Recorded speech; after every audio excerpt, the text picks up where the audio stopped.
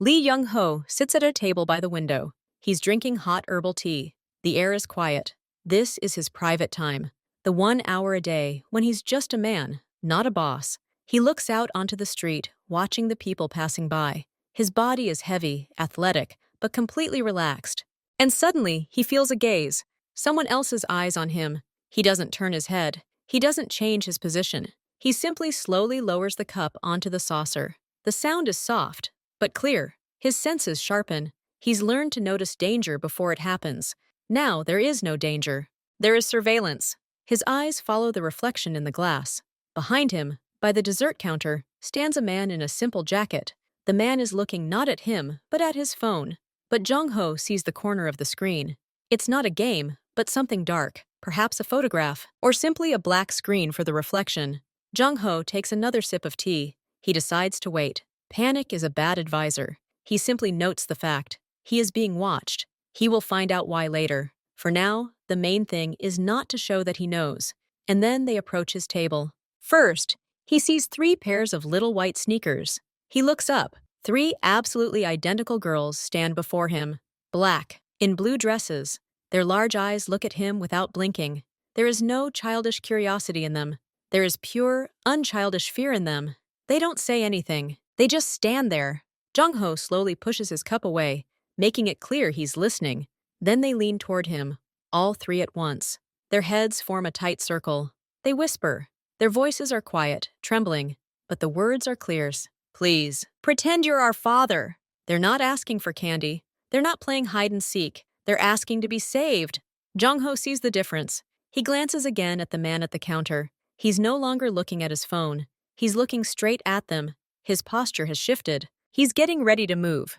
Jung-ho has 2 seconds to decide. He doesn't know these children. He doesn't know what he needs to save them from. He knows only the fear in their eyes and the approaching threat in the face of the stranger. The decision comes instantly. It doesn't come from the head. It comes from the depths where old instincts dwell, to protect the weak. Sit down, he says quietly, but loud enough for all 3 of them to hear. There's no room for argument in his voice. The girls quickly climb onto chairs around the table. They try to sit still. Jung-ho notices details. Their dresses are expensive, but a little wrinkled. On the inside of the collar of one of the dresses, he sees an embroidered label, a silk ribbon. Embroidered in gold thread is the name Iris, but the label isn't simply torn. It's torn, as if it was pulled with force. His gaze registers it. Expensive clothing, a torn mark, fear. These aren't just children running away from their nanny. There's something more here. The man is already nearby. He approaches the table with a smile that's too wide. He's dressed normally, but his eyes are darting. "Girls, there you are!" he says loudly, so everyone around him can hear. "You gave me such a scare when you ran away from me in the store. Uncle Stephen was so worried about you." He reaches out to touch the shoulder of the one sitting closest. The girl he's named Lily flinches and instinctively presses herself against the back of the chair, closer to Jung-ho. "Come on, your mother is waiting," the man insists. His smile hardens. Jung-ho doesn't move. He looks up and stares straight at the man. His face is a stone mask. "You're mistaken," Jung-ho says. His voice is quiet, but it cuts the air like a blade. "These are my daughters." The man named Stephen blinks. His confidence cracks. He didn't expect the children to have a protector. He expected frightened orphans. "Yours?" But he struggles to find the words. "I'm their relative. I have to take them home." 3 small hands find their footing at that moment. One clings to the sleeve of Jung-ho's jacket. Another grips the edge of his chair. The third simply rests on the table next to his large, calm hand. It's a silent answer. It's a choice. They chose him. Jung-ho slowly, very slowly, sets down his empty cup. The clicking sound seems incredibly loud. He doesn't take his eyes off Stephen. "You scared them. You're disturbing our family time." Every word fell like a stone. "Leave now." He doesn't raise his voice. He doesn't threaten. He simply states the truth. But something cold and dangerous flashes in his eyes. It's the look of a man who doesn't ask. He commands. And he's used to having his orders obeyed. In that look lies the promise of pain if he's not heeded. Stephen sees this promise.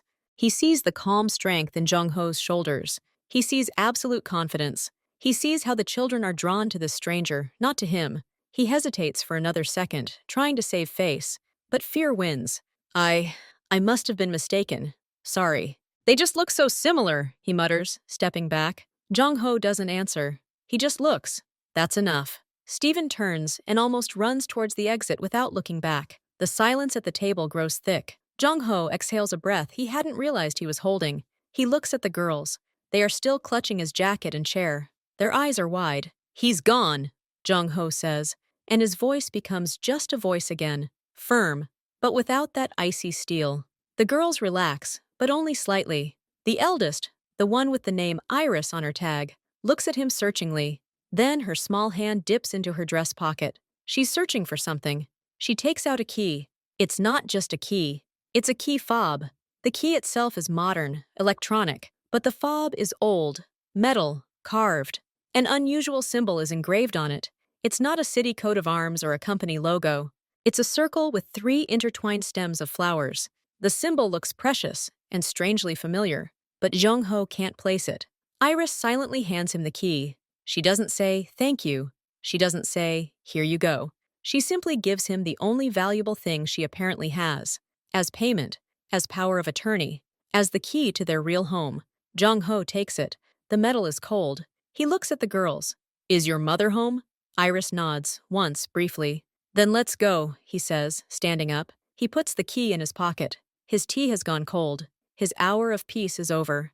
Now he has a new task, getting 3 children home. He leads them to his car. It's a dark, powerful SUV, discreet but very sturdy. He opens the back door. The girls silently climb in and buckle up. They do it automatically, like adults. He gets behind the wheel and starts the engine. In the rearview mirror, he sees 3 pairs of eyes looking not around, but at him. They are silent.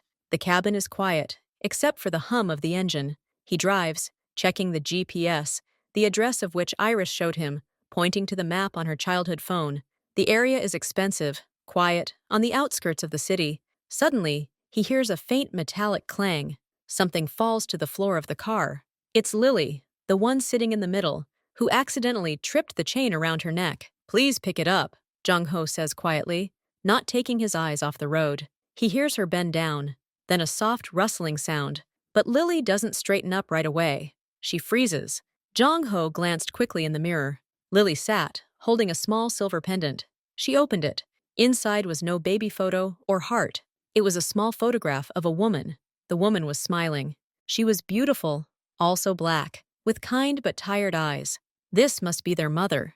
But Lily didn't look at the photo with warmth. She looked with relief, as if checking to see if the woman was safe, alive. Then her gaze lifts and meets Jong-ho's in the mirror. There's a question in her eyes. A deep, adult question. "Will you take us to her? The real one? You won't lie?" Jong-ho doesn't smile. He just nods slowly, clearly. Once. Yes. Lily closes the pendant, clutches it tightly in her palm, and finally buckles herself back into place.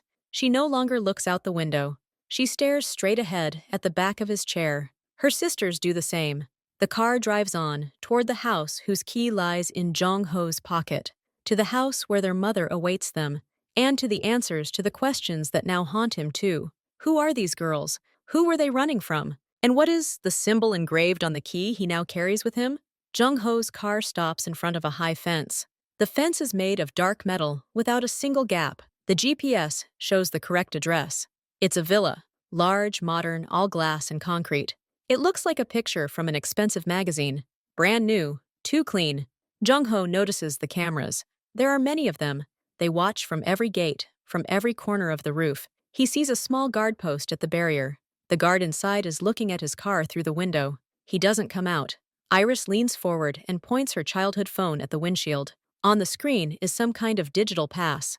A second later, the barrier slowly rises. The guard in the booth simply nods. Jong-ho drives onto the property. He looks around. A perfect lawn, a few pine trees, a white gravel path, but he doesn't see a single child's item on the entire property. No swings, no ball, no forgotten bucket or shovel. Nothing. This house doesn't look like a place for children. It looks like a fortress, or a very beautiful prison. He parks by the front door. The girls silently unbuckle and get out. They stand and look at the house, as if seeing it for the first time. The door opens before they even reach the door. A woman appears. It's the same woman from the photograph in the pendant, but in the photo, she was smiling. Now her face is a mask of fatigue and tension. She's tall, slender, dressed in simple trousers and a sweater. Her eyes immediately find the girls.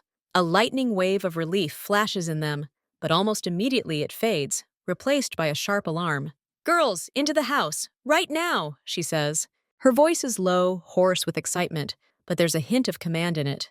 The girls slip past her without a word, inside. They know that tone. Now the woman looks at Jong-ho. Her gaze glides over his face, his athletic build, his simple yet expensive clothes. She doesn't ask anything. She waits for him to speak first. Jong-ho takes a key fob out of his pocket. He holds it in his open palm. "They asked for help. They gave me this key as proof," he says simply. The woman's gaze, her name is Ilara, he later learns, instantly falls on the key. Not the key, but the engraved keychain. Her face pales. She steps forward and almost snatches the key from his hand. Her fingers grip the metal so tightly, her knuckles whiten. "Where did you find them?" she asks sharply. At the quiet spring tea house. A man approached them. He introduced himself as Stephen. He said he was a relative. Ilara closes her eyes for a second. When she opens them, cold anger burns in them.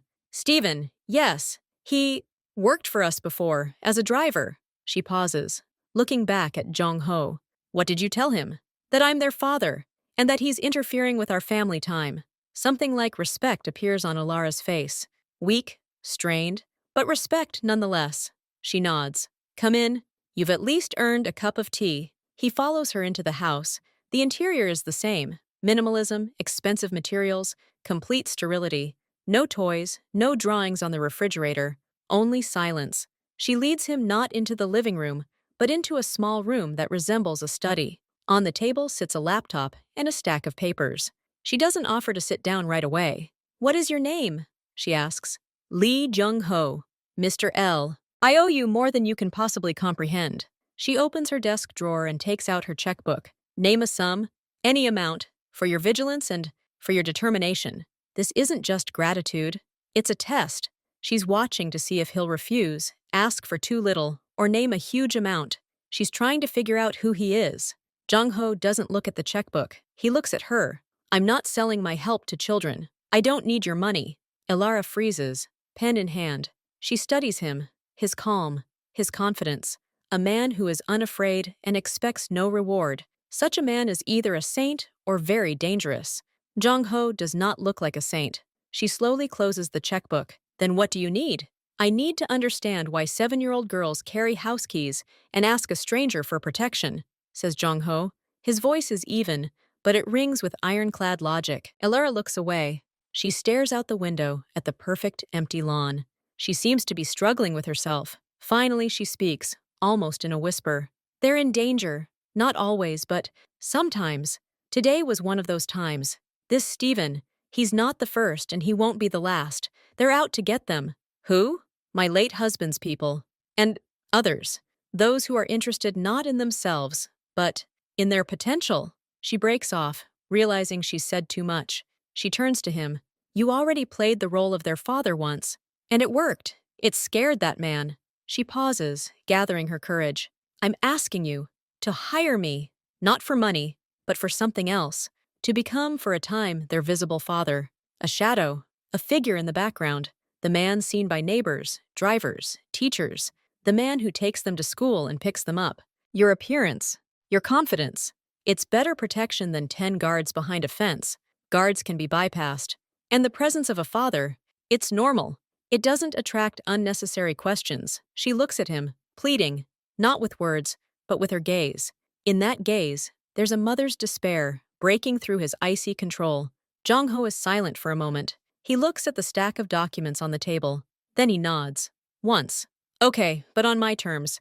I decide it's safe. You tell me the whole truth, all of it, without holding anything back. And if I say it's over, we're done. No hard feelings." Ilara exhales, nods. "Agreed." At that moment, Violet, the smallest and quietest of the triplets, pokes her head into the room. She's carrying a glass of water. "Mom, drink." "Thank you, honey." Ilara takes the glass. The girl immediately runs away. But when Ilara turned, her sleeve brushed against a stack of papers on the edge of the table. Several sheets fell to the floor, right at Jong-ho's feet. He leans over automatically to help gather them. and freezes. On the top sheet is an official document, a letterhead from some foundation, and in the corner of the letterhead, like a watermark, is that very symbol, the same one on the keychain, 3 intertwined stems. He picks up the sheet and hands it to Alara. His face is expressionless. Your papers! She grabs the document, and her eyes widen for a second. She sees where he was looking. She quickly places the sheet in the very middle of the stack, face down. Thank you, she says, her voice smooth and closed again. But a crack has already appeared. She's hiding something, and this symbol is the key to it. A new weekday begins. Jung-ho arrives in the morning. He takes the girls to school in his SUV. He stands at the school gate and watches them enter. He picks them up after school. Sometimes he takes them for walks in the large park near the villa. The girls are wary of him at first, but he doesn't try to coddle them or be cheerful. He's just there, reliable as a rock. He listens to their childish stories about school with nods. He helps them tie their shoelaces when needed. He silently buys them ice cream when they're looking at the kiosk. Gradually, they begin to trust him. Iris talks about the book she's reading. Lily silently takes his hand when they cross the street. Violet sometimes gives him her simple drawings. But Jung-ho doesn't relax. He feels. He feels all the time. At school, in the park, near his home, a sense of being watched. He doesn't see specific people, but he sees a car parked too long on the next street. He sees a man with a dog who passes the park 3 times in one walk. He sees a cyclist in casual clothes, but with an overly professional helmet and glasses. He doesn't tell anyone about it. He simply changes routes. He makes unexpected stops. He always shields the girls from the road and from suspicious glances with his body. He has become their shield, and he is vigilant. The villa has neighbors, one woman in particular. She lives in the house across the street. She's elderly, stern, and always wearing a gardening apron. She's always doing something in her front garden, trimming the bushes, watering the flowers. And every time Jung-ho brings the girls in or out, the woman stops and stares. Not just stares. She studies. Her gaze is sharp, unkind. One day, Jung-ho notices she's holding not pruning shears, but a small notebook and pencil. As his car drives away, he sees her writing something in the notebook in the side mirror. He says nothing to Alara, but he begins to notice details. The woman spends too much time in the garden. Her work always coincides with their movements. She never smiles or waves. She simply records. Jung-ho decides to check. One day, he dropped off the girls and didn't leave right away. He pretended to talk on the phone. The woman, seeing that he wasn't leaving, slowly, reluctantly gathered her tools and went into the house. She wasn't interested in just looking at the house. She was interested in looking at them. One day, after a walk in the park, Violet approaches Jung-ho. She is holding something behind her back. Her face is serious. I found this, she says quietly, and holds out the object. It's a toy, a children's walkie-talkie shaped like a brightly colored bird. But upon closer inspection, Jung-ho realizes it's no ordinary walkie-talkie. It's a miniature camera, a nanny cam, the kind used to monitor babies. It has a wide-angle lens and a small microphone. The casing is cracked, as if it had been dropped or stepped on. The battery compartment is empty. Where did you find this? He asks, maintaining a calm tone. In the bushes, behind our fence, where the big spruce tree is. Violet looks at him with wide eyes. Was she looking at our house? Jung-ho picks up the broken toy. He understands. Someone was trying to set up covert surveillance. Perhaps they threw it over the fence, but something went wrong. Maybe they got scared by the guard. Maybe they dropped it. Or maybe the camera itself broke when it fell. But the fact remains, someone wanted to see what was happening in the fortress courtyard, and that someone wasn't a professional. A professional would have used something less noticeable. Maybe, he says, but now it's broken. Good for you for finding it. Let's keep it. He doesn't give the camera to Alara. He puts it in the glove compartment of his car. It's evidence. A bad toy. This incident forces Jung-ho to act. He can't be with them every second. He decides to give them a weapon. Not a real one. Knowledge. One evening, as they're driving home from the park, he says, I want to teach you a secret code, in case you don't like something or feel threatened. But it's our secret. Even from Mom, okay? The girls in the rearview mirror perk up. They enjoy secrets, especially from an adult they've come to respect. Okay, they say in chorus. The rule is simple, says Jung-ho. If you're around me or calling me, and everything's fine, you say or ask me thing about a sunny day. For example, Will it be a sunny day today? Or, I drew a sunny day. That means everything's fine. He pauses to let them remember. What if something's wrong? If there's a stranger nearby and they're scaring you? If you're lost and scared? Then you use the words gray cloud. There's a gray cloud in my drawing, or I'm afraid there'll be a gray cloud. Understood? The girls nod. Their faces are focused. They understand the importance. What if things are really bad and you need me to come or pick you up right now? What would you do? Lily asks. Jung-ho thinks for a second. Then you say, I want to go home to Dad. Plain and simple. I want to go home to Dad. To everyone else, it will sound normal. But for me, it will be a signal to act. Always. He sees them repeating these phrases to themselves. They don't see it as a game. They see it as important instructions. Like a fire plan. Their seriousness touches him. Children shouldn't live like this. But they do. And now they have a code. Simple and clear. Their first tiny tool of protection in a world that is clearly not safe for them. And as they drive to the fortress house, Jung-ho thinks about the symbol on the key, the broken camera, the neighbor with the notebook, and what secrets the tired Ilara is hiding. The puzzle isn't complete yet, but the pieces are already on the table. Jung-ho is a light sleeper. His phone sits on his nightstand, always on silent but with vibrate enabled. When it rings and dances across the wooden surface at 3 in the morning, his hand covers it before his brain has fully awakened. The number on the screen is unknown, but it's from their city. He accepts the call. Hello? On the other side, heavy, ragged breathing. Then a voice. Ilara. Her voice, usually so collected, now breaks into high notes with panic. He's here! The alarm! The one in the old wing? We disabled it. It went off. Jung-ho is already sitting up on the bed. His voice is low and calm, a contrast to her hysteria. Where are the girls? With me. In the bedroom. The door is locked. Is the guard on duty? I didn't call him. I was scared, she gasps. I'll call you now. Don't go out. I'm on my way. He doesn't hang up. He puts the call on hold and quickly dials the villa's security number. There's a delay. On the third ring, a hoarse male voice says, Security post. This is Lee and Jun-ho. Check the alarm in the old wing. The lady of the house is safe. Report immediately. He hears something being dropped on the other end, and quick footsteps. He turns back to Ilara. Security is checking. I'll be there in 15 minutes. Hold on. He dresses in a minute. Dark clothes, comfortable shoes. He doesn't take a weapon. Not yet. On the way, the head of security calls him back. His voice is confused. Mr. L? Hey? We checked. No one. The motion sensor in the abandoned greenhouse. It's old. Could be an animal, a mouse or a cat. We've reset the alarm. Have you checked the perimeter? All the cameras? All clear. No one here. Sorry to disturb you. Jung-ho doesn't apologize. He believes in facts, but he doesn't believe in coincidences. The alarm, long since turned off, suddenly goes off in the middle of the night. Too convenient. He arrives at the villa. The gate opens immediately. A light is on in the window of the master bedroom on the second floor. He calls Ilara. I'm at the gate. Can I come in? She opens the door. She's wearing a robe, her face pale, clutching a heavy metal figurine in her hands. The girls are nowhere to be seen.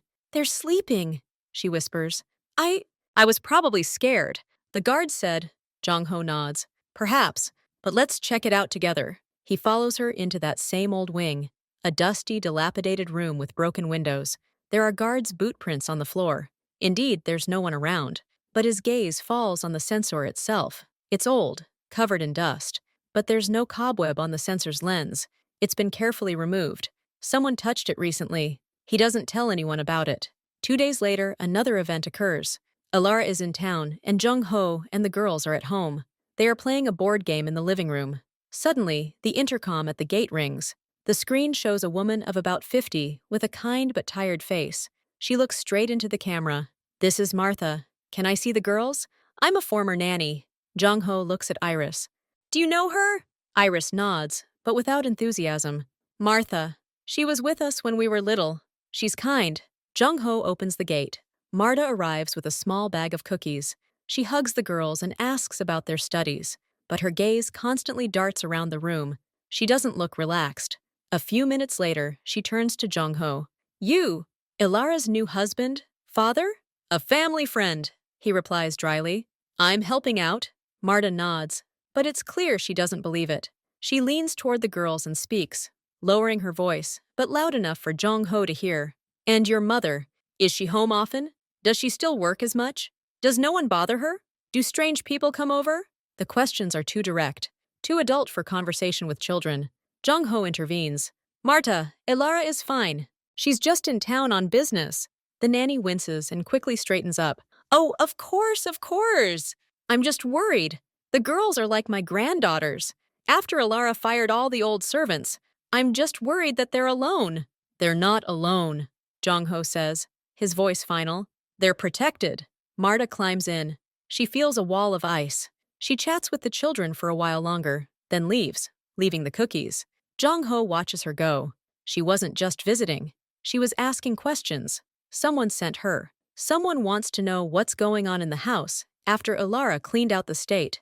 After Martha's visit, Jong-ho decides to conduct his own thorough inspection of the grounds without relying on security. He starts with the garden. He walks slowly, examining every tree, every bush, every garden bench. He looks for anomalies, fresh earth, an ill-placed stone, marks on the bark. He finds it near an old stone gazebo.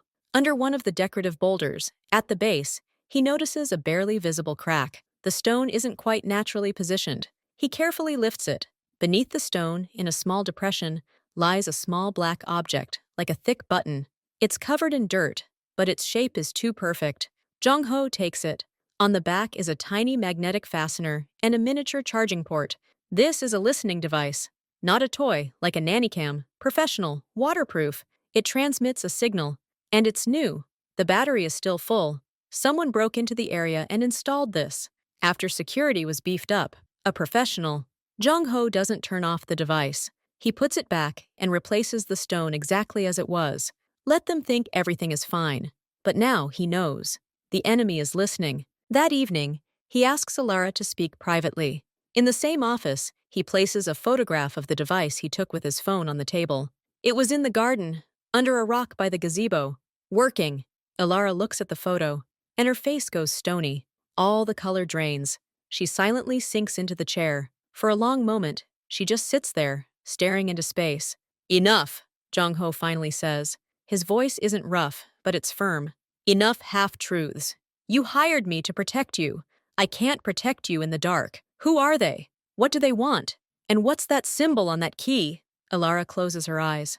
When she opens them, they are filled with the weariness of a lifetime. She gives up. My husband's name was Arnaud. He was from a very rich, very influential family. Old school. When he died, they blamed me. They said I was after his fortune. That I wasn't a real mother to the girls. They wanted to take them away from me. Officially, through the courts. To raise them properly, as heirs to an empire. She pauses, swallowing the lump in her throat. I'm hiding from them. This house, the new security, the firing of all the old servants, it's all to make their lives difficult. They're hiring private detectives to dig up dirt on me, to prove I'm insane or a bad mother. Martha's probably theirs. Stephen's probably on their payroll too, but, Jong-ho gently nudges. But this device, she points at the photo, it's not their level. They use brute force, threats, bribery. It's not covert eavesdropping. This is someone else.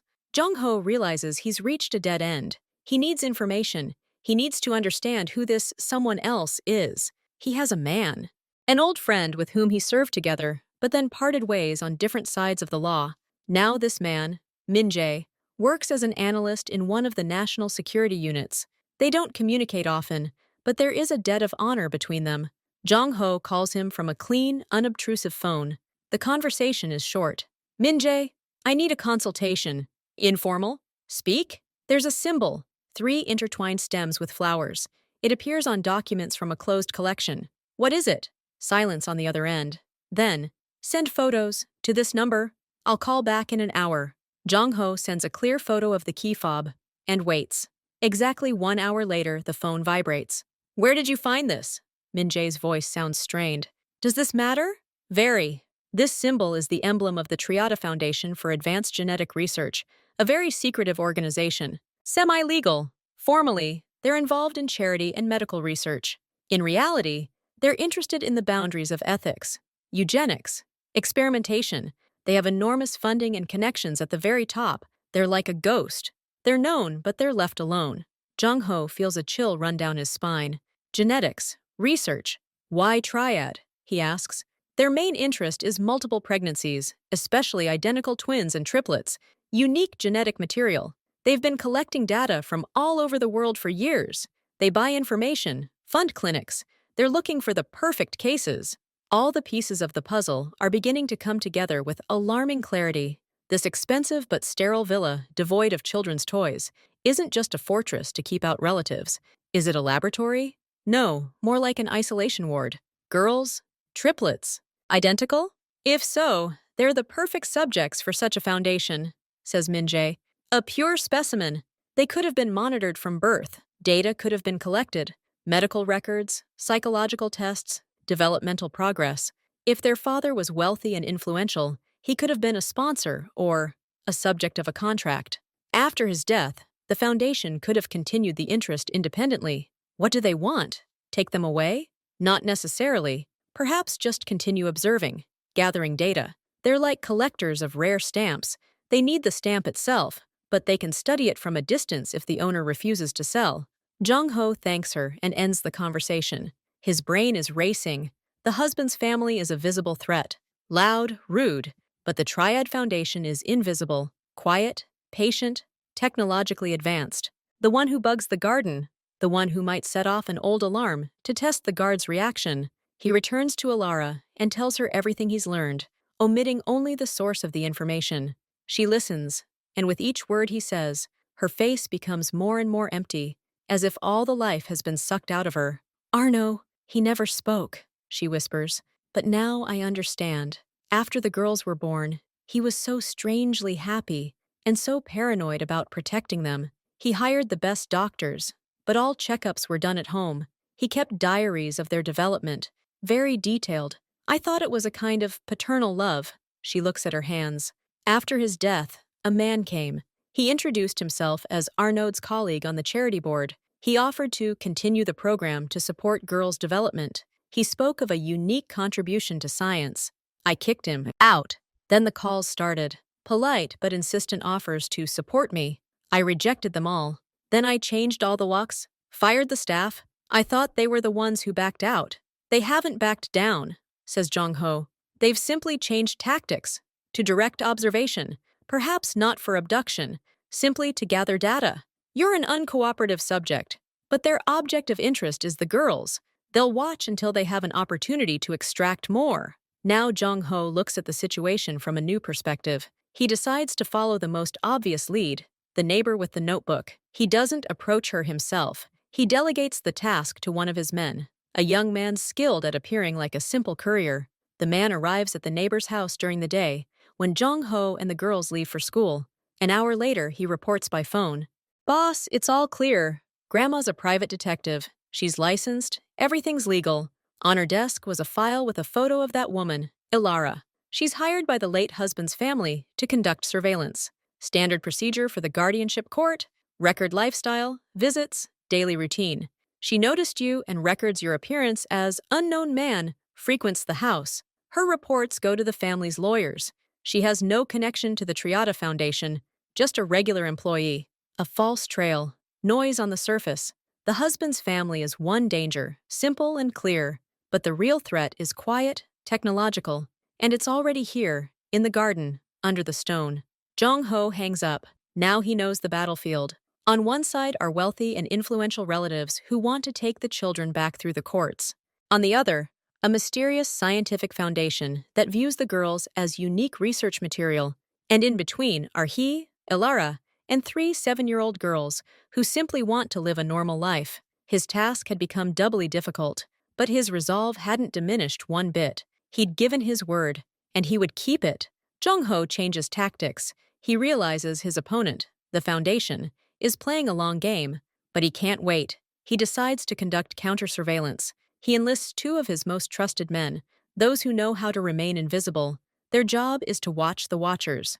Don't bother the detective neighbor. Look for the others. The results arrive within 24 hours. His people report back via secure communications.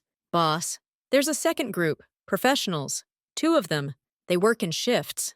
They don't live in the area. They arrive in different cars with fake license plates. They park at different points within view of the villa. They use long-range audio equipment and IP zoom cameras. They record everything, schedules, routes, even the trash they pick up. They don't look like private detectives. They're military or intelligence, very disciplined, no contact with the neighbor, no mistakes. This confirms my worst fears. The Triad Foundation isn't just collecting random data. They're running a full-fledged surveillance operation. Professional, expensive. These people aren't there to intimidate. They're there to gather information. But why such a massive scale? Just for scientific papers? Jung-ho doesn't believe it. When they invest so many resources, they expect a big return. He feels time slipping away. Every day spent in the villa makes the girls an open book to these people. They know their schedule down to the minute. It's dangerous. Jung-ho comes to Alara in the evening. He speaks frankly. We're surrounded by two groups. The first are your husband's family detectives. They're loud and conspicuous. The second are the Triad Foundation professionals. They're quiet, technologically advanced, and very dangerous. They've already learned all your habits. This house is no longer safe. It's become a fishbowl under surveillance. Alara looks at him, her eyes full of fear. Where are we supposed to go? Hotels? Friends? Hotels will be tracked. Friends will be put at risk. You need to disappear for a while. There's a place. It's mine. No one knows about it. No connection to my normal life. She hesitates. Should she trust him and leave for the unknown? Or should she remain in the familiar fortress, now transparent? At that moment, Iris peeks into the office. She heard the last words. She looks at Jung-ho with her adult eyes. Are we going to go with you? She asks simply. Yes, he replies. All together. Iris nods and looks at her mother. Her silent gaze speaks louder than words. She trusts him. Alara exhales. Okay, what do we do? The plan is simple, but it requires precision. At night, at an hour when activity outside is minimal, Jung-ho leads them out through the back garden gate, which is usually unused. His car is waiting in a nearby alley, but it's not his usual SUV. It's an old, nondescript van. The girls and Alara climb into the back, where a space has already been prepared. They drive for an hour, winding through the city, changing cars at a prearranged garage. Eventually, they find themselves on the outskirts of an old industrial area, surrounded by abandoned warehouses. Jung-ho leads them to one of these warehouses. Outside, there are rusty gates and broken windows. Inside, it's something completely different. The shelter is a carefully camouflaged apartment on the second floor of a warehouse. It has everything you need: a kitchen, bedrooms, a bathroom, a generator, and a supply of water and food. The windows are boarded up with plywood, but the interior is lit by lamps. It's not cozy, but it's safe. The girls are scared at first. The silence of the warehouse is oppressive, but Jung-ho turns on a small projector with cartoons for them. This distracts them. A few hours later, while Alara is resting in the next room, the girls approach Jung-ho. They look at him seriously. Iris steps forward. We have something. Mom doesn't know. We found it a long time ago, in the old house. We took it with us when we moved here. She leads him to a corner of the room where a heavy old cabinet stands. Violet and Lily move it with surprising strength. Behind the cabinet, in the floor, there's a nearly invisible gap. Iris pries it open with her fingernail and lifts a small panel. Beneath it lies a metal cookie box. They hand him the box. Inside are no toys. There are folded sheets of paper, several letters. The paper is old and rough, handwritten in a clear but unfamiliar handwriting. Jung-ho reads the letters. They're addressed to Ilara, but the envelopes have no stamps, no addresses. They simply appeared, as the girls explain, in strange places. Under the door, in the mailbox, at the old dacha, in a book from the library. The text is strange. These aren't direct threats. They're a collection of seemingly random phrases and advice. Remember that even the most beautiful garden needs clean water. Check the source. 3 shoots under the same sun may stretch differently. Measure the shadow at midday. If a caged bird sings the same song, someone may be listening. Ilara, when Jung-ho shows her the letters, turns even paler. I received them. 1 or 2. I thought they were some sick joke. Crazy. I threw them away. I didn't know there were so many of them, and that the kids kept them. Jung-ho sees this not as madness, but as a code. He calls Min-jae again and reads the phrases to him. It sounds like paranoid nonsense, says Min-jae, but if it's from someone inside the system, check the source could mean test water and food for chemicals. Measure the shadow could mean Monitor for developmental abnormalities. Record everything. The bird is being listened to is a direct reference to wiretapping. These are warnings. Someone was trying to anonymously warn her, someone who knew the children were being watched, and that they might be being manipulated or tested. Jong Ho decides to take a risk. He uses complex, reusable channels to reply to one of the old emails. He uses the same technique, posting a dummy message on one of the abandoned internet forums that Min Jae linked to the Triad data leaks. The message is simple. Gardener seeks someone who knows about 3 sprouts. It's past watering time. Clean water needed. Jong Ho's phone, purchased specifically for this purpose, and activated far from the shelter. The meeting place is neutral and public. The reading room of the Central City Library. Jong Ho arrives first. He sits at a table in the far corner. 10 minutes later, a woman approaches him. She's about 60, she's dressed modestly, wears glasses, and has gray hair pulled back into a sleek bun. She looks like a retired teacher. But her eyes are sharp and intelligent. She sits down opposite me, places an old botany book on the table, and speaks quietly, without preamble. Are you the one who now protects Ilara's flowers? Jong Ho nods. You are the author of the letters. Yes. My name isn't important now. I used to work at Triad. I was a biostatistician. I analyzed long-term data on twin cohorts. I left when I realized its true purpose. Not all the data went into medical journals. Some went into classified reports for certain sponsors interested in the limits of human genetic norms and developmental management. The woman, who calls herself Irene, speaks quickly and clearly, as if she had been waiting for this conversation for a long time. The girls aren't just triplets. They're part of the purest, most controlled group in the Foundation's history. Their father, Arno, wasn't just a sponsor. He was the perfect donor based on his parameters. And their mother, Ilara, was selected from a database. The pregnancy was the result of a long selection process, not an accident. Arno believed he was participating in a grand project to create an improved humanity. The Foundation promised him that his children would be the first of a new generation. She pauses, watching as Jong Ho digests this information. After birth, the girls were monitored. Invisibly, microscopic markers were added to their first formulas for tracking. Their medical examinations recorded thousands of parameters. It's a long-term experiment, a lifetime. The goal is to collect an impeccable dataset, how identical genes interact with different environments, if subtly altered, how intelligence, disease resistance, and psychological resilience develop. They are a living database, the Foundation's most valuable asset. Are they going to operate on them? Take their organs? Jong Ho asks, feeling a chill in his stomach. No. They're not saboteurs in the literal sense. They're collectors. They need data. They need the girls alive, healthy, and available for observation. Death would ruin the purity of the experiment. But if the subject, Ilara, refuses to cooperate, the Foundation may decide to change the observation conditions, transfer the subjects to a more controlled environment. Jong Ho translates. Yes, to continue collecting data under their own conditions. They are currently in the active monitoring and risk assessment phase. Your presence, Mr. L, has greatly complicated their task. You are an unpredictable variable in their equation. They will act to neutralize you and return the subjects to their control zone. Jong Ho returns to the kid safe house with a heavy heart. He tightens security. He changes his schedule, stops taking the girls out even for short walks inside the warehouse. He realizes the safe house may have been compromised. Perhaps he was followed on his way to the meeting. His fears are confirmed 3 days later. That night, the first alarm goes off. Not a loud siren, but a quiet vibration on his wrist from the motion sensor at the far entrance to the warehouse.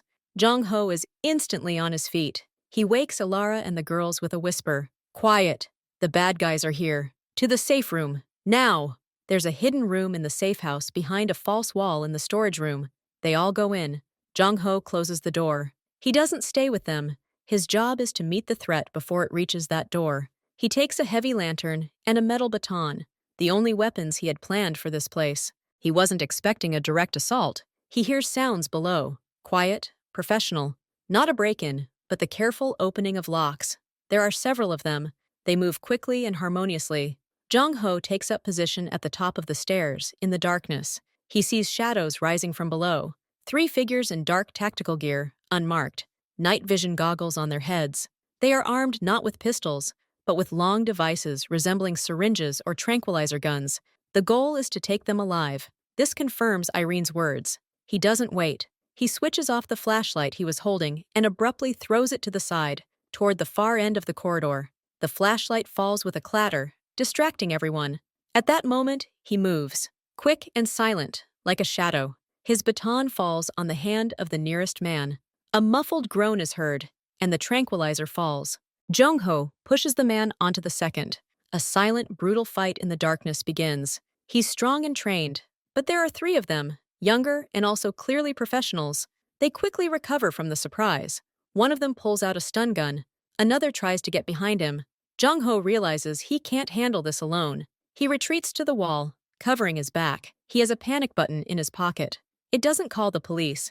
It sends a signal to two of his men, who are on duty in a car 5 minutes away. He presses it.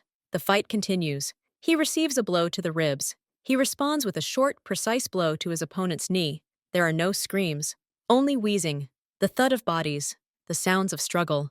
It seems like an eternity. In reality, it's only been 2 minutes. Suddenly, a loud, deliberate sound, the sound of metal hitting metal, is heard outside the warehouse's main entrance. Then another. It's a distraction.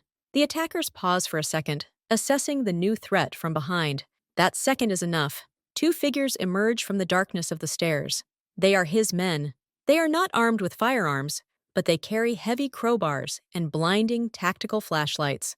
The attackers' faces, blinding their night vision devices. His men strike quickly and without unnecessary violence, on their arms, on their legs, knocking away their weapons, breaking their grips. The balance of power shifts instantly. The three attackers, now demoralized and blinded, retreat. They are unprepared for open combat against equals. Their mission was to stealthily kidnap, not to fight. One of them lets out a sharp whistle, a signal to retreat. They retreat to the stairs, covering each other, and quickly disappear into the darkness of the lower floor. A second later, the sound of a car driving away at high speed is heard. Jung-ho, leaning against the wall, breathes heavily. His rib hurts. One of his men, Yoon, approaches him. "Everything okay, boss?" Jung-ho croaks. "Check the perimeter. Make sure they're gone." He walks toward the safe room and knocks on the door at the designated rhythm. The door opens. 4 pairs of eyes, filled with horror, stare at him. Alara hugs the girls, who are silently crying. "It's over," he says, trying to keep his voice even. "They're gone. But this place is known now. We need to move on. And we need to figure out how they found us." The trap sprang, but they escaped. Now it's clear. The Triad Foundation has moved from surveillance to active action. The game of hide-and-seek is over. War has begun. The night after the attack passes in tense silence. The girls, exhausted by fear, finally fall asleep, huddled together on mattresses in the safe room. Alara sits nearby, her gaze blank, mechanically stroking Lily's hair. Jong, Ho and his men, Yoon and So, check the warehouse. They find traces, footprints from a special shoe, a fragment of the plastic casing from a device resembling a lock scanner. Professionals, but not killers. This is important. At dawn, Jung-ho gathers everyone. His face is pale from fatigue and the pain in his side, but his eyes are clear and focused. "They found us," he says quietly. "Even here. Running further is pointless. We can change locations 2, 3, 5 times. They have more resources. They will search again, and each time the risk will be higher." Alara looks at him, and there's no hope in her eyes, only despair. "What should I do? Surrender? Give them my children?" "No," Jung-ho says firmly. "We're not surrendering. We're changing the rules of the game. Until now, we've been playing their game. They hunt, we run. It's a losing strategy." He pauses, gathering his thoughts into simple words. The Triad Foundation isn't a gang of thugs. It's an organization. It has leadership, sponsors, a plan. They need girls as research subjects, whole and unharmed. That's their weakness. They can't just eliminate the problem, us. They must preserve the specimen in perfect condition. "And what does that give us?" Alara asks, a faint glimmer of interest in her voice. "It gives us the right to negotiate," says Jung-ho. "We can't destroy the foundation. That's impossible. But we can find someone higher up in their chain, the main sponsor or the project's overseer, the decision-maker, and offer them a deal." "What deal?" Alara doesn't believe it. "A deal to continue surveillance. But on our terms. The girls stay with you. They live normal lives. The Foundation receives its data, but remotely, through appointed, vetted doctors. No hidden cameras, no wiretaps, no kidnappings. Their safety and security are our top priority, and I guarantee that these terms are respected by both parties. Alara is silent, processing it. It sounds insane to negotiate with those who just stormed their hideout. They'll never agree. They want total control. They'll agree if they understand the alternative is losing the target completely, Jung-ho answers coldly. I can make the girls truly disappear, so completely that even the Foundation won't find them. But that means living forever on the run, in fear, without a future. Or they can get what they want, the data, but without the scandals, without the crimes, without the unnecessary attention. Pure science, as they like to say, just with extra guarantees. He looks at the sleeping girls. This is the only way to give them a childhood, not in the basement, but in the real world. And how will you find this, curator? Alara finally asks. I have connections, Jung-ho says briefly. And I now have information. The name Triad, the data from Irene. These are the keys. I need time and a way to contact you. But for that, you need to be absolutely safe during the negotiations. He turns to Yoon. Take them to a new location. In the mountains, to that hunting lodge. No communication with the outside world. I'm staying here to get started. Alara wants to object, but sees the unwavering determination in his eyes. She nods, realizing this is their only chance. She wakes the girls, and they, sleepy and frightened, climb back into the car to drive into the unknown. Before leaving, Iris approaches Jung-ho and silently hugs him around the waist, tightly, like an adult. She says nothing. She doesn't need to. Jung-ho is left alone in the deserted shelter. The first step is calling Min-jae. The conversation is long and complex. Jung-ho isn't asking for the state's help. He's asking for information, for channels, for the name of the person or organization behind the triad in their country. Not a low-level enforcer, but someone who makes strategic decisions and values reputation over brute force. Min-jae hesitates, but a sense of honor and perhaps a personal dislike for organizations like the triad prevail. A day later, he gives a name. Not directly, but through a series of code names and a contact in a neutral country. He is a man influential in scientific and business circles, known for his interest in futuristic philanthropy. His name is Mr. Kai. Jung-ho uses all his skill and the remnants of his old connections to deliver a message. It contains no threats. It contains fact. The triplets' identification information, confirmation of their current location and safety, and an offer. Cease hostile actions and initiate a dialogue about structured, ethical, and unobtrusive surveillance. Otherwise, the research subjects will be permanently removed from access, and information about the Foundation's methods will be leaked to certain media outlets and human rights organizations. The answer doesn't come immediately. For a week, Jung-ho lives in suspense, constantly changing locations, checking every move for surveillance. Finally, an invitation arrives in his secure email. A short meeting. Neutral territory, a private club in another city. Just two people, Jung-ho and Mr. Kai's representative. The meeting is cold and businesslike. The representative, an elegant man in glasses, looks like a lawyer or a top manager. He confirms that the Foundation is interested in maintaining the integrity and peace of mind of its wards. He calls the girls wards. He agrees to negotiate a new interaction protocol, but sets a condition. Guarantees from the family are needed. An unreliable, emotional single mother is a constant risk. A stable figure is needed, a reliable guardian who will honor agreements and ensure access to routine, non-invasive medical and psychological examinations. Mr. Kai values stability, the representative says.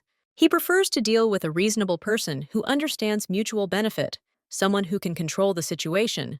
Mother, unfortunately, doesn't inspire such trust. Her emotions are unpredictable. Jung-ho understands what they're getting at.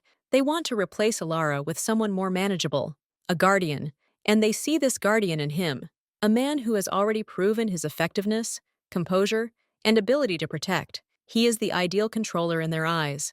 The idea is repulsive, but it contains a monstrous logic. This is the price of peace for the girls. It's a way to pull them out of the shadows and give them a normal life, protected by a treaty, however strange. He doesn't answer right away. He goes to the mountains, to the small farmstead where Alara and the girls are hiding. He tells her everything, about the offer, about their terms. Alara is initially horrified. They want to take my children away from me legally? No, Jung-ho explains patiently. They want me to be the legal guardian, responsible for enforcing the agreement. You remain their mother. You live with them. You raise them. But legally, in the event of any disputes or questions related to the surveillance program, I will make the decisions. It's a formality for them, a guarantee that the rules of the game will be followed. He looks her straight in the eyes. It's your choice, Alara. I won't take this on without your consent. You can say no, and we'll run away again. We'll run as long as we can.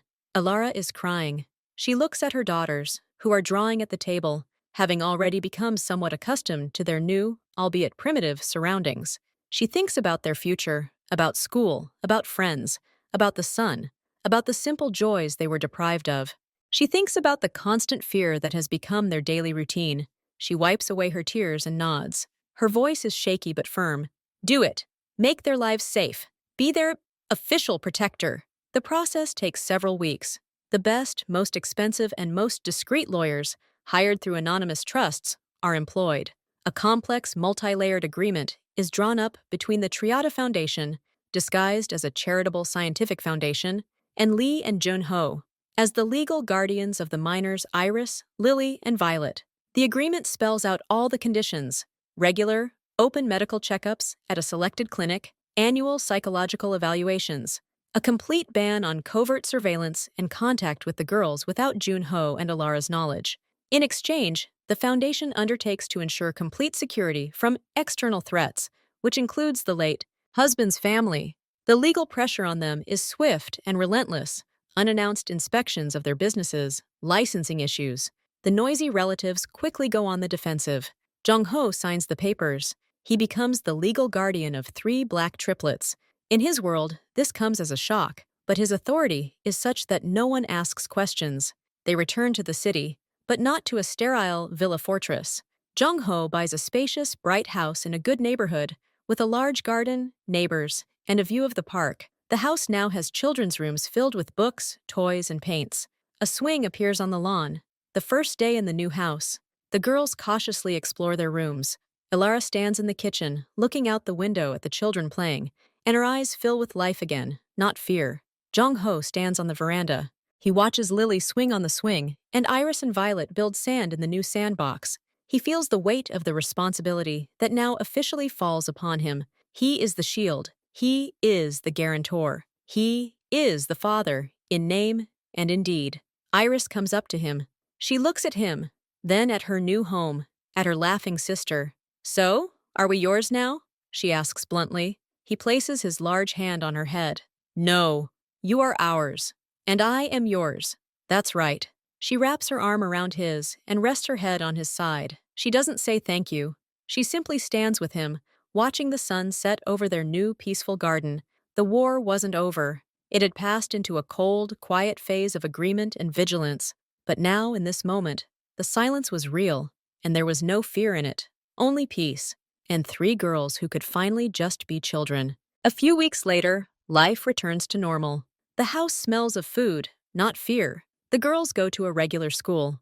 Alara starts designing clothes again, and her work appears in a small online studio. Jung-ho still takes them to school every morning. He stands at the gate until they disappear into the building.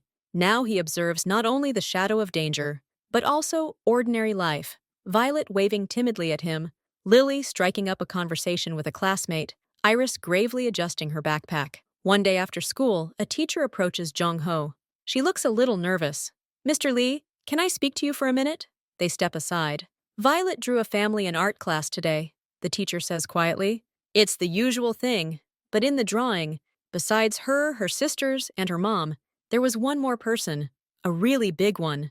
And she labeled it, Daddy Shield. I just wanted to make sure everything was okay. Jung-ho nods, his face unreadable. It's fine. Thanks for telling me. He doesn't explain.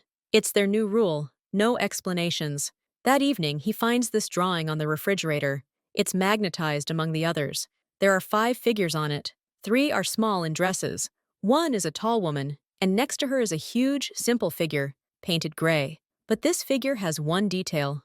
A rectangle in the hands, like a shield. He stares at this childish drawing for a long time, then he quietly takes it down and takes it to his office. A month passes. It's time for the first scheduled checkup. As agreed upon, Jong-ho personally takes the girls to the clinic. It's not a hospital, it's a private medical center in a quiet neighborhood. Modern, clean, and unmarked. They are met by a doctor recommended by the foundation. She's a woman in her 50s, with soft eyes and a quiet voice. She speaks directly to the girls, not to Alara or Jong-ho. The examination lasts several hours. They take routine blood tests, do an EKG, and check their vision and hearing. Nothing out of the ordinary, but Jong-ho notices details. The nurse drawing the blood uses special test tubes with a barcode already printed on them. The psychologist's office features not only a voice recorder, but also a discreet, high-definition camera aimed at the child's face. Data collection. Open, yet thorough. After the examination, the doctor invites Jong-ho to see her. Everything is normal, she says. The girls are healthy. Their development is appropriate for their age. The indicators are remarkably similar, as expected. I will prepare a report for the Foundation's Board of Trustees. Board of Trustees is how she refers to Mr. Kai and his team. Jong-ho nods silently.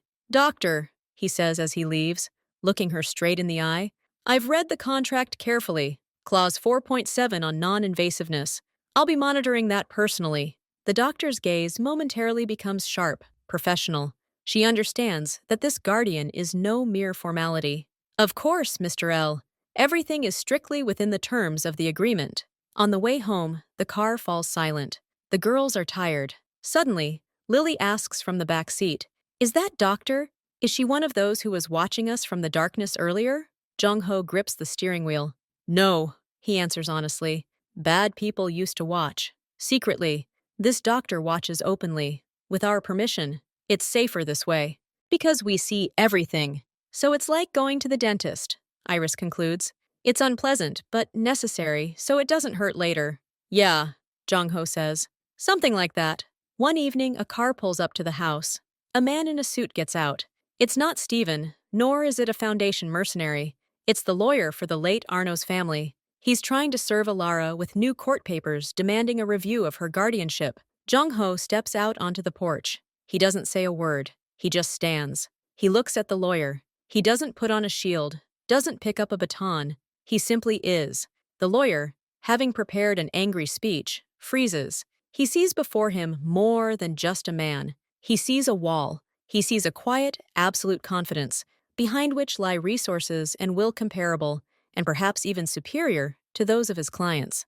He mumbles something about delivering documents, and quickly leaves. The family's lawyers no longer bother them. The threat from this side has been neutralized. The Foundation, as promised, applied pressure. Cold, businesslike, undeniable. Weeks pass. Life moves on.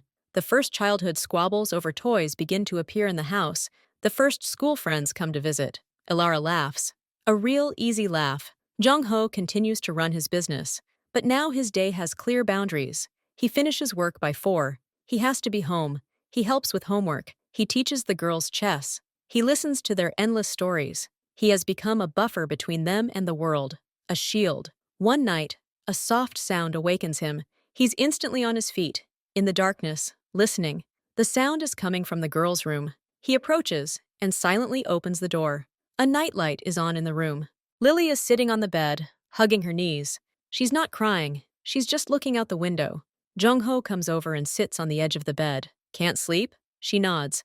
I dreamed that man, Steven, found us in the tea shop again, and you weren't there. Jong-ho doesn't say, it's just a dream. He knows nightmares are echoes of reality.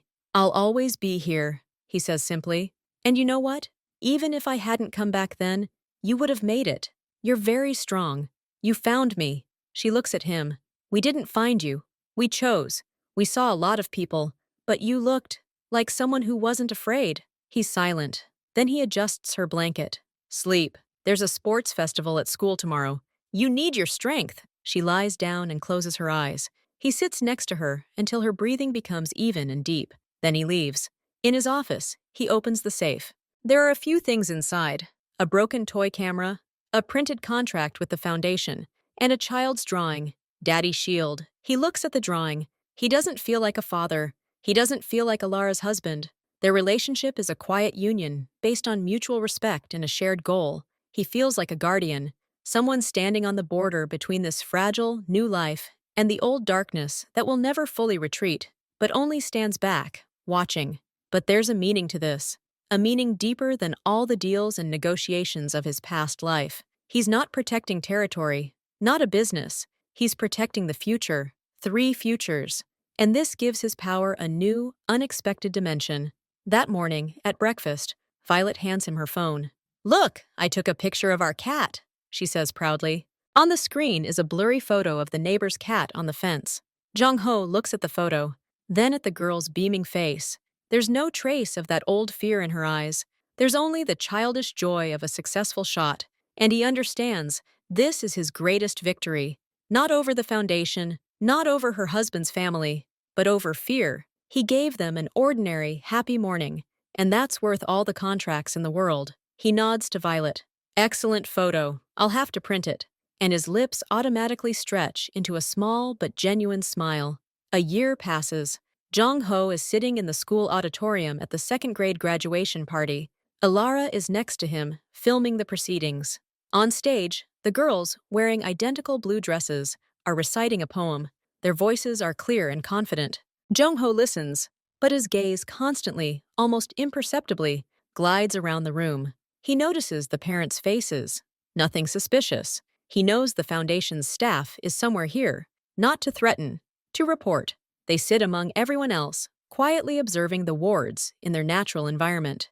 It's part of the deal. Transparency for transparency. After the performance, the girls run off the stage and towards them.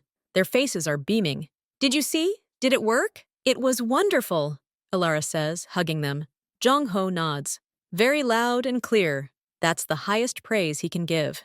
As they were leaving school, a strange man wearing glasses approached them. He bowed politely. "Mr. Lee, please tell Dr. Liu, their mentor from the foundation, that their cognitive and social development indicators are remarkably consistent." "That's impressive. Have a nice day." The man walks away, disappearing into the crowd. It wasn't a threat. It was a dry, scientific compliment. The foundation is pleased. The data is coming in. The girls are thriving. All sides are maintaining a fragile truce. In the evening, Jung-ho stands in the garden, looking at the illuminated windows of the house. From the kitchen comes the sound of Alara's laughter and the girls' argument about a cartoon. He feels a strange calm. The war isn't over. It's frozen. And he is the guardian of this icy yet sturdy border. He guards not a prison, but a home. And that makes all the difference in the world.